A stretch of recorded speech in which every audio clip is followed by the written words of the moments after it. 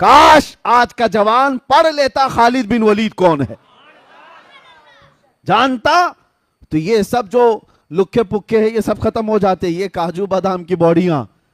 خالد بن ولید 125 جنگیں لڑی اپنی زندگی میں، 125 جنگیں، اور ایک جنگ میں بھی اللہ نے ان کو شکست نہیں دی. اور جانتے ہو اس لیے میں ان کا ذکر کر رہا ہوں، خالد بن ولید جب لڑنے کے لیے جاتے تھے تو ان کے ہاتھ میں جو تلوار تھی وہ 35 کلو کی ہوتی تھی، 35 کلو کی تلوار. اور کہا جاتا ہے کہ تقریباً 30 سے 40 کلو کا وہ ڈھال جس سے تیر بچاتے تھے، اٹھا کے دکھاؤ. اور اس حال میں وہ جنگ کرتے تھے. اور خود خالد بن ولید کہتے ہیں ایک جنگ ایسی ہے جنگ موتا جس میں 9 تلواریں میرے ہاتھ سے ٹوٹی ہیں، 9 تلواریں ٹوٹی پھر بھی پیچھے نہیں ہٹے. اور کون سی طاقت تھی، کون سی قوت تھی خالد بن ولید کے پاس؟ جانتے ہو کیا کھاتے تھے وہ، کس چیز سے بے خوف جیتے تھے؟ بات در حقیقت یہ ایک جنگ میں یہ لوگوں نے منظر دیکھ بھی لیا. خالد بن ولید اچانک لڑتے لڑتے نرغے میں پھنس گئے اور ایک کافر ان کے سر پر تلوار اٹھا چکا تھا اور آپ کا امامہ گر گیا تھا. خالد بن ولید نے اپنی گردن نہیں بچائی، امامہ بچانے کے لیے آگے گئے. ارے وہ دشمن گردن پر تلوار اٹھایا ہے اور گرا ہوا امامہ اٹھانے چلے گئے. ان کا یقین کیسا تھا، گردن اس وقت تک نہیں کٹے گی جب تک مولا نہیں چاہے گا. امامہ اٹھا لیا، اپنا امامہ لے لیا. وہ سامنے دشمن جو کھڑا تھا وہ حیرت میں ہے. کہا ایک چھوٹا سپاہی بھی ایسی غلطی نہیں کرتا، تم تو سپہ سالار ہو خالد بن ولید، کہ تم ایسے وقت میں جب تلوار تمہاری گردن پر ہو اور تم اپنا کھویا ہوا امامہ اٹھانے جا رہے ہو، یہ پگڑی اٹھانے جا رہے ہو. خالد بن ولید نے جواب دیا تھا بات در حقیقت یہ ہے میں اپنی طاقت کے بل بوتے نہیں لڑتا، یہ میرے بازوؤں کی طاقت نہیں ہے جو مجھے جرنیل بنائی ہوئی ہے. حقیقی بات یہ ہے اس امامے میں میرے رسول اللہ کے 3 موئے مبارکہ ہیں.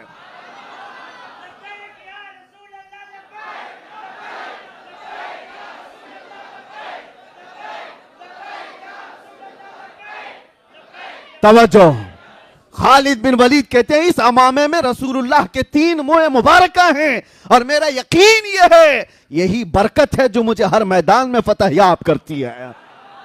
ہاں یہ ہے نسبت صحابہ کی، یہ ہے وفاداری جو انہیں طاقتور بنا رکھی تھی. اسی لیے میں نے کہا وفا کرو تو جینا بھی آسان ہے، جانا بھی آسان. اور بے وفائی میں یہاں گھٹ گھٹ کر کے مرتے رہو گے.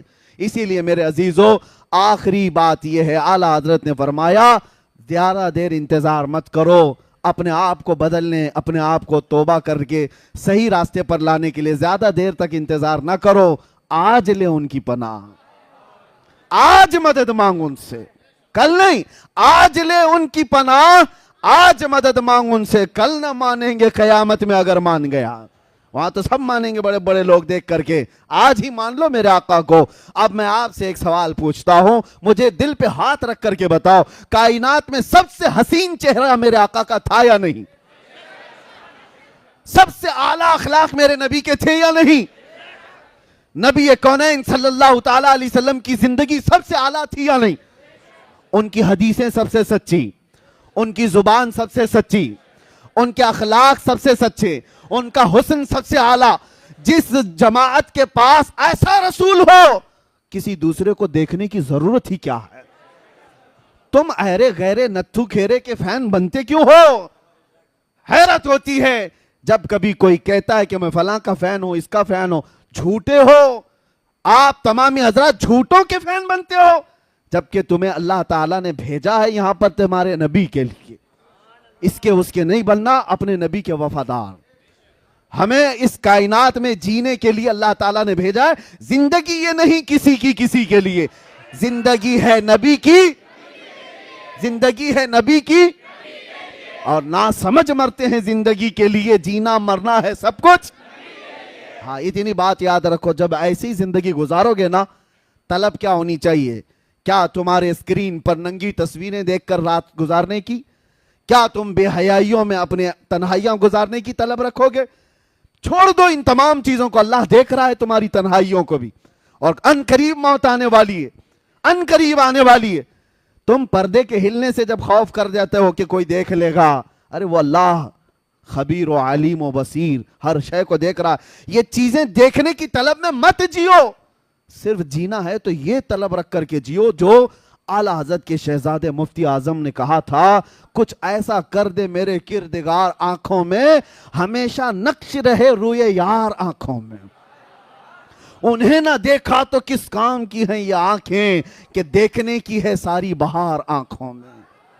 حضور کو دیکھنے کی طلب لے کر کے جیو، اور پھر وہ وقت آ بھی جائے گا جب بار بار تم دروازہ کھٹکھٹاتے ہو تو دروازہ کھل ہی جاتا ہے، بار بار کسی کا دروازہ کھٹکھٹائے تو کھل ہی جاتا ہے۔ اور میرا رسول بڑا غیرت مند ہے، آتا ہے فقیروں پہ انہیں پیار کچھ ایسا، خود بھیک دیں اور خود کہیں منگتے کا بھلاؤ، روز طلب تو رکھو بارگاہ مصطفیٰ میں کچھ ایسا کر دو، اور پھر یہ طلب رکھو اور اتنا کہہ دو میرے آقا کی بارگاہ میں۔ یقین ہے نا حضور سنتے ہیں؟ یقین ہے حضور سنتے ہیں؟ تو پھر یہ کیوں نہیں کہتے یا رسول اللہ، سنا ہے آپ ہر عاشق کے گھر تشریف لاتے ہیں، سنا ہے آپ ہر عاشق کے گھر، ارے میرے گھر میں بھی ہو جائے چراغا، میرے دل میں بھی ہو جائے چراغا۔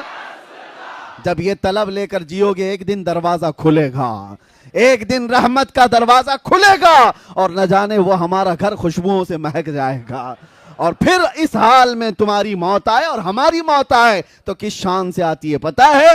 کس شان سے؟ ہم نے پوچھا تھا بزرگوں سے کہ جب ہمارے جنازے جاتے ہیں تو ان کو سفید کپڑے عطر لگا کر خوشبوؤں میں ملوث اور اس کے ملبوس اور اس کے اچھے کپڑوں میں ملبوس، سرما بھی لگائے، پھولوں سے سجائے، ارے یہ تو دولہے کے ساتھ ہوتا ہے، مردے کے ساتھ کیوں؟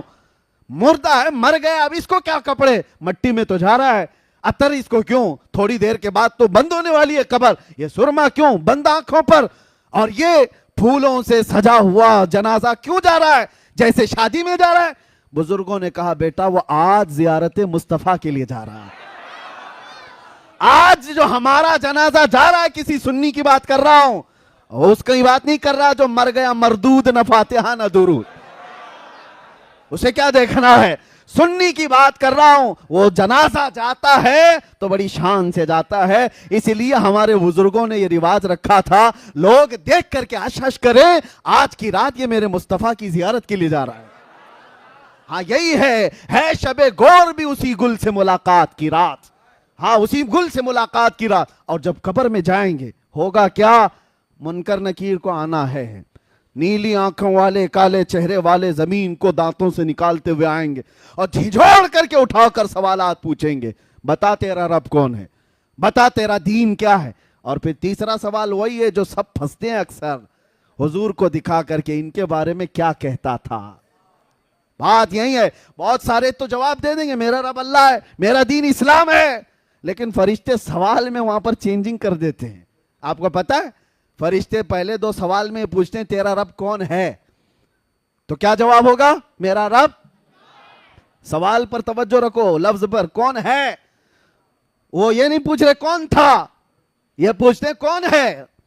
اور دوسرا سوال بھی فرشتے کہتے ہیں تیرا دین کیا ہے، فرشتے یہ نہیں پوچھتے تیرا دین کیا تھا، کیا پوچھتے ہیں تیرا دین کیا ہے، وہ کہتا ہے اسلام۔ لیکن تیسرے سوال میں فرشتے چینج کر جاتے ہیں، ما کنت تقول فی حق ھذا الرجل، حضور کو دکھا کر کہتے ہیں یہ کون ہے، نہیں پوچھتے ہیں ان کے بارے میں کیا کہتا تھا۔ ہاں یہ اب بھی کیا کہہ رہا وہ نہیں، پہلے کیا تھا، اپوزیشن میں تھا کہ ادھر تھا، ان کو دکھا کر کے حضور کو فرشتے کہتے ہیں ما کنت تقول، کیا کہتا تھا حضور کے بارے میں۔ ہاں تو وہ پھر حضور کو جو کہتا تھا اسے کہنا پڑے گا۔ ہاں وہ خبیث کیا کہے گا جو پیٹھ پیچھے کا علم نہیں کہتا تھا، جو وہ کیا کہے گا جو اپنے بڑے بھائی کی طرح کہتا تھا، حضور کو کمتر سمجھتا تھا معاذ اللہ، وہ کیا کہے گا، وہ ہاں لا ادری، نہیں معلوم کیا کہوں گا۔ وہ تو سنی کی قسمت ہے جو کہے گا سارے اچھوں میں اچھا سمجھیے جسے، ہے اس اچھے سے اچھا ہمارا نبی، سارے اونچوں سے اونچا سمجھیے جسے، ہے اس اونچے سے اونچا، ارے جس کے طلبوں کا دھون ہے آب حیات، ہے وہ جانے مسیحا، ہم تو نبی کو کیا کہتے تھے؟ قبر میں جھوم کر کہیں گے سرور کہوں کہ مالک و مولا کہوں تجھے، باغ خلیل کا گل صیبہ کہوں تجھے، اللہ رے تیرے جسم منور کی تابشیں، اے جانے جام میں جانے تجلی کہوں تجھے، تیرے تو وصف عیب تناہی سے ہیں بری، حیران ہوں میرے شاہ میں کیا کیا کہوں تجھے، لیکن رضا نے ختم سخن اس پہ کر دیا، ارے خالق کا بندہ خلق کا آقا کہوں تجھے، ہم یہ کہیں گے۔ اور اتنا ہی نہیں، عاشق ایک اور منزل آگے بڑھ کر کہتے ہیں ارے جواب دینے اور سوال کرنے کی نوبت بعد میں آئے۔ ایک وہ عاشق ہے جو ایک منزل اور آگے ہے، وہ منکر نکیر سے کیا کہتا ہے پتا ہے؟ اب تو پائے ناز سے اے فرشتوں کیوں اٹھوں، ارے مر کے پہنچا ہوں یہاں اس دل ربا کے واسطے، اس دل ربا کے واسطے مجھے آنے کے لیے، انہیں دیکھنے کے لیے مرنا پڑا ہے۔ تم سوال جواب پہ لگے ہو، ان کے لیے تو مرا ہوں۔ اسی لیے بس اب گفتگو ختم کرتے ہیں۔ ہماری کل کائنات، ہمارا کل سرمایہ، ہماری زندگی، ہمارا متاع حیات، سب کچھ جان مصطفیٰ ہے، جان کائنات ہے، وہ پروردگار کے محبوب ہیں جس کے لیے اللہ تعالیٰ نے ہمیں اس جیتی جاگتی دنیا میں بھیجا ہے۔ تو صرف اور صرف امانت یہ ہے، سچائی یہ ہے، ہم یہ کہیں بارگاہ مصطفیٰ میں یا رسول اللہ ایرے غیرے نتھو کھیرے کے لیے اب زبان نہیں کھلے گی، جیوں گا تو دوسروں کے لیے نہیں جیوں گا، جو کچھ بھی کروں گا آپ کی مرضی کے مطابق، دہن میں زبان بدن